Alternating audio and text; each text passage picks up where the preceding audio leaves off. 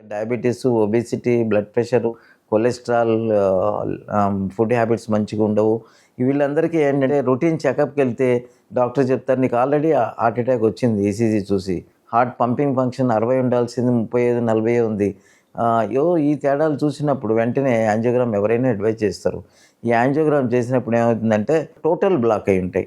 ఈ total block more than 3 months duration ఉన్నట్టు మనకు తెలిస్తే ఇది క్రానిక్ టోటల్ అక్లూజన్ అంటామన్నమాట. మామూలుగా ఉన్న ఆ కొలెస్ట్రాల్ మీద కాల్షియం చేరుతుంది.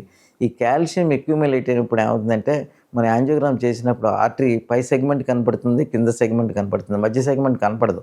అంటే అసలు ఆ కాంట్రాస్ట్ దాంట్లో పోదు. ఈ 100% బ్లాక్స్ అయినవి అవి సైలెంట్గా ఉండి అవి కూడా మనకి టిపికల్గా కార్డియాక్ రిస్క్ కాజ్ చేస్తాయి. అంటే హార్ట్ ఫెయిల్యూర్లోకి తీసుకెళ్తాయి. ఒక్కోసారి సడన్ కార్డియాక్ డెత్ అవుతుంది.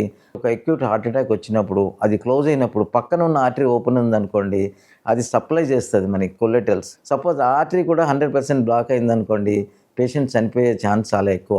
అందుకని ఈ క్రానిక్ టోటల్ అక్లూజన్స్ ఒక 25-30% మా యాంజియోగ్రామ్లో ఉంటున్నాయి. అందుకని ఏంటంటే వీటికి కూడా చాలా ఇంపార్టెన్స్ పెరిగింది. అందుకనే ఈ ఫీల్డ్లో నేను చాలా కాన్సన్ట్రేట్ చేసి 2004 నుంచి జపనీస్తో అసోసియేషన్ చేసి వీళ్ళందరూ 30 ఏళ్ల వయసుకి ఒక్క బ్లాక్ ఉండి 100% బ్లాక్ బైపాస్ సర్జరీకి వెళ్ళడం చాలా బాధ అనిపించింది. ఇది కరెక్ట్ కాదు. అలాగే 80 ఏళ్ల వయసు వాడికి బైపాస్ పంపించి చెస్ట్ ఓపెన్ చేయడం అది కూడా కరెక్ట్ కాదు.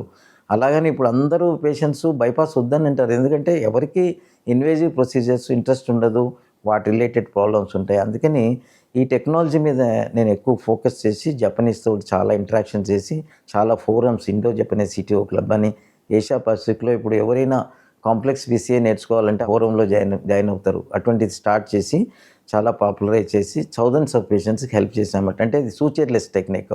దీంట్లో హార్ట్ బ్లాక్ని మనం ఒక మినియేచర్ వైర్ 0.014 ఇంచ్ అంటే ఇమాజిన్ అండ్ 0.5 మిల్లీమీటర్ అంటే ఇమాజిన్ ద బెలూన్. ఇవన్నీ జపనీస్కి thanks to the Japanese and rest of the world also contributed, not only them, Europeans, Americans, everybody, and Indians now really doing great job, not only me, many cardiologists. Our success rate also increased to 95% with many amazing tools. IVAS అని చేస్తామన్నమాట, intravascular ultrasound అని. కడుపుకి scan ఎలా చేస్తామో కారోనరీ artery కూడా scan చేస్తాం 1.25 millimetre కెమెరాతో చూసి. ఈ అడ్వాన్స్డ్ స్టెంట్స్ ఏవైతే third generation drug coated stents వచ్చినాయో వాటితో రీస్టెనోసిస్ చాలా తక్కువ ఉంది, బ్లడ్ క్లాటింగ్ కూడా చాలా తక్కువ ఉంది. ఆల్ దీస్ పేషెంట్స్ నాది హ్యూజ్ 1700 సిటీఓలో ఏషియా పసిఫిక్ రీజియన్లో నేను చేసిన వాటిలో ఫాలో అప్ ఉన్న పేషెంట్స్ చూస్తే నాకే అమేజింగ్ అనిపించింది. వీళ్ళందరూ they are doing really good.